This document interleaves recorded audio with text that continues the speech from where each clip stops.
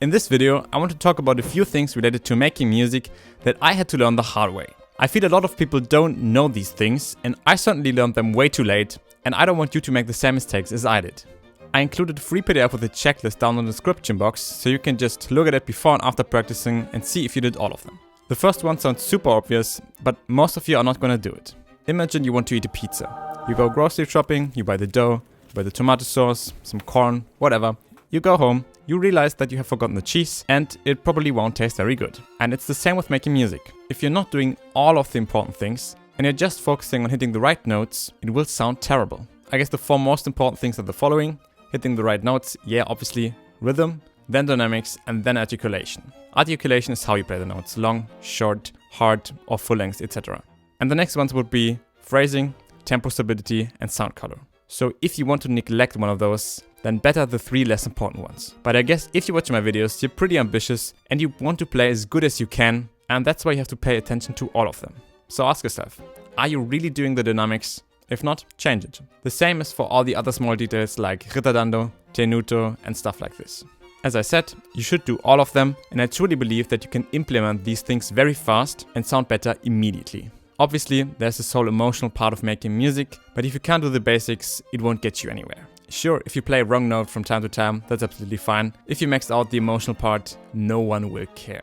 The next one is actually pretty embarrassing for me because it took me so long to figure out what it is. I think I learned it when I was already studying music, and it's one of the most important things. If you look at sheet music, you will realize that there's a lot of information: the notes, the rhythm, the dynamics, but there are things that aren't written in the music. For example, phrasing. Phrasing is actually the same as dynamics, but it happens between the dynamics in a piece, so you can't see it, and it's not written in the sheet music. You probably are familiar with these symbols for crescendo and decrescendo. And phrasing is basically using them constantly without them being in the notes. Let's make an example. This is Beethoven's Sonata No. 5, second movement. I'm gonna play it once with phrasing, once without.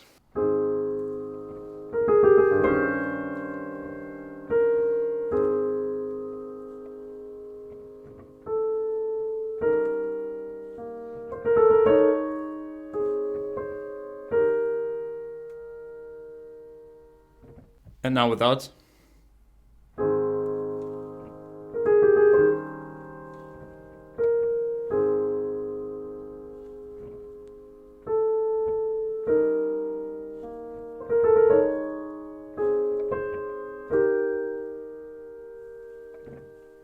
As you can hear, the first one was more compelling and was more interesting, although it's very difficult to play completely without phrasing, and I didn't do a particularly great job at it. I hope you could hear the difference. But how do you come up with something like phrasing? The easiest way is to first of all pick a certain part out of a piece that makes sense in a musical manner. And then you choose one note that is the most important one. Here in this case, it was the C. This note will be the end point of the crescendo. Afterwards, you will make a decrescendo. That's how the music gets this sense of direction, and you get this waveform in the dynamics. Often the highest note will be the most important note, but it's definitely not always the case, so be aware of this. And keep in mind there can be more than just one note in a musical phrase you want to make crescendo to.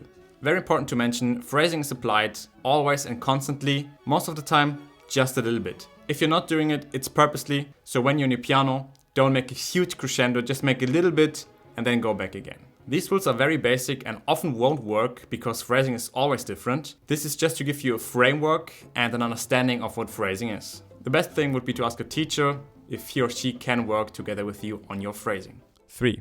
Have you ever practiced for 30 minutes and afterwards you couldn't even remember what you practiced? Basically, you didn't use your brain and you wasted 30 minutes. If you just wanted to play a bit and have some fun, that's absolutely fine. But if you want to learn something, have a plan. I used to practice and play through the pieces without knowing what I wanted to accomplish and what I was actually doing. Instead of playing the whole piece 5 times, play each row 5 times right behind each other.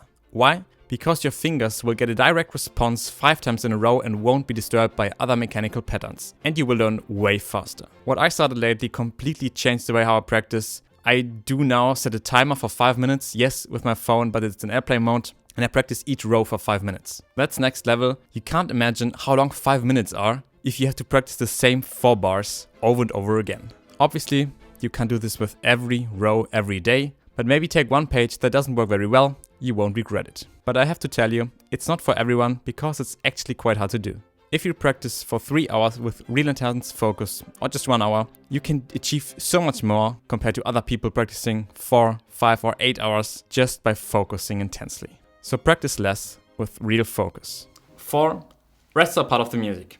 Don't get me wrong, you don't have to play anything during a rest. But you have to hold the tension high. The same is for between movements and before and after you play. For example, if I play something like this,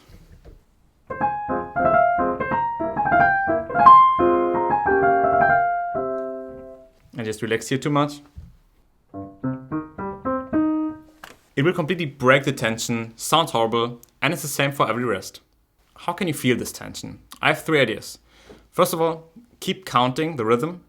2, listen to the silence. 3, just try to feel the tension more. It's super intuitive, especially here with the fermata, for when you should start playing again.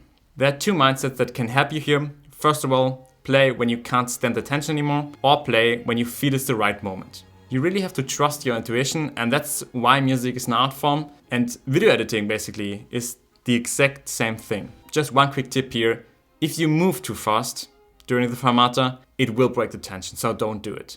The next one is also super obvious. Always listen to yourself when practicing, or think that you're playing for someone else, maybe your teacher, an audience, or your favorite composer.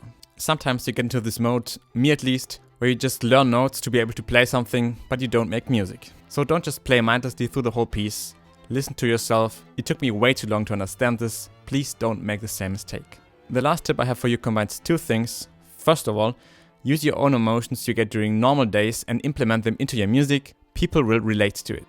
That's the thing people talk about when they are talking about the personality behind someone's playing. There's an intention, something that is important to them and that they want to tell us.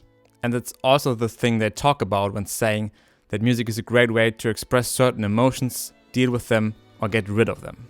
If there's an angry passage, try to get into this feeling you had yesterday when your roommate didn't want to bring the trash out. Or maybe something that is more serious than this. You don't always have to think of a specific real-life scenario when playing, but I find it helps you to get into certain characters sometimes. And the second idea is that you should tell a story when playing. It really helps having a visual cue.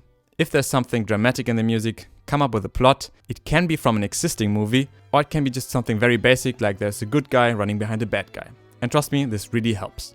Click this video right here next. Thank you for supporting classical music, and we see each other in the next one.